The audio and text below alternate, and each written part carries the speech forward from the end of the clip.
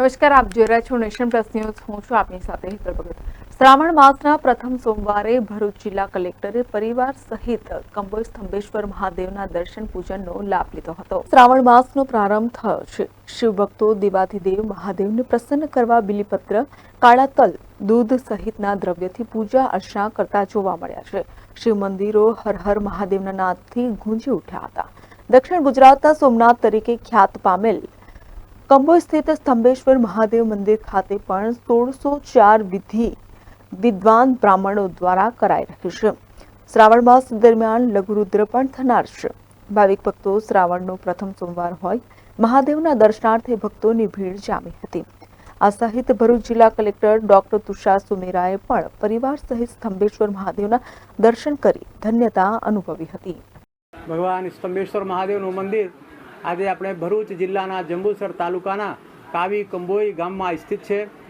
આ જગ્યા ઉપર નવ નદીનો સંગમ થાય છે અને આ જગ્યાએ ભગવાન કાર્તિક સ્વામીએ તારકાસુરનો વધ કરેલો અને ભગવાન કાર્તિક સ્વામીએ તારકાસુરનો વધ કર્યા પછી આ જગ્યાએ ભગવાન સ્તંભેશ્વર મહાદેવની સ્થાપના કરી.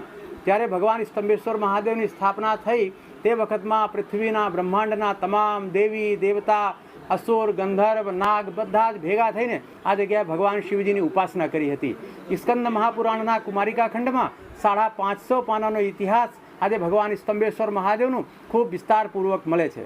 અને આપણા શિવપુરાણમાં ઇતર બધા જ પુરાણોમાં ભગવાન સ્તંભેશ્વર મહાદેવનો મહિમાનો ગાન આપણે વાંચી શકીએ છીએ.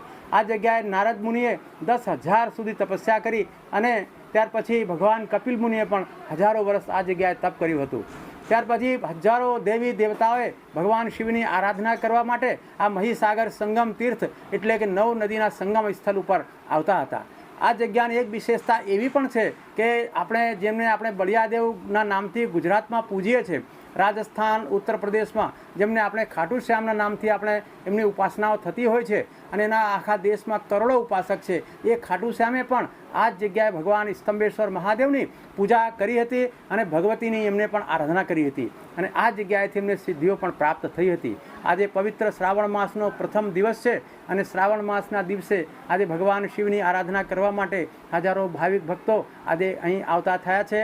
ભગવાન શિવની હજારો લાખો બીલીપત્રોથી દરરોજ પૂજા થશે, દૂધથી અભિષેક થશે અને પુષ્પોથી પણ એમની ઉપાસના થશે અને ભક્તોની શ્રદ્ધા ભક્તિના આજે લાભથી પરમાત્મા આજે પ્રસન્ન કરવા માટે આખા દેશભરમાંથી આજે લાખો ભક્તો અહીં આવવાના છે. આજે અમારા ભરૂચ જિલ્લાના માનનીય કલેક્ટર સાહેબ આજે અહીં હાજર છે અને એમને પણ ભગવાન શિવના આશીર્વાદ પ્રાપ્ત કર્યા છે અને શ્રાવણ મહિનામાં વિઘ્ન રહિત આ શ્રાવણ પસાર થાય આ ઉદ્દેશ્યથી અમારા કલેક્ટર સાહેબે આજે પરમાત્માને આશીર્વાદ લીધા છે.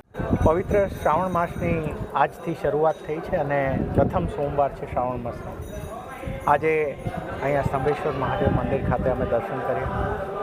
ભરૂચમાં ભરૂચ જિલ્લો જ આખો એક પુણ્યભૂમિ છે જ્યાં ઘણા ધાર્મિક સ્થળો અને નર્મદા મૈયાથી જે આશીર્વાદ પામતી આ ભૂમિ છે. ભૂમિમાં આ એક મહાપવિત્ર સ્થળ અહીંયા છે અને ખૂબ લાખો લોકો શ્રાવણ મહિનામાં અને આખા વર્ષમાં પણ અહીંયા દર્શન કરતા હોય છે. આજે દર્શન કરીને ખૂબ ધન્યતા અનુભવી અને આજે જે પવિત્ર જે ભક્તિ અને આરાધનાનો મહિનો શરૂ થાય છે એની પણ તમામ લોકોને અમે શુભેચ્છા આપીએ છીએ. Sandeep Dikshit, nation plus news, જંબુસર. સમાચારોના સતત અપડેટ મેળવવા માટે અમારી નેશન પ્લસ ન્યૂઝની યુટ્યુબ ચેનલને સબસ્ક્રાઇબ કરો, બેલ આઇકન દબાવો અને જોડાયેલા રહો ફેસબુક, ઇન્સ્ટાગ્રામ અને ટ્વિટર પર.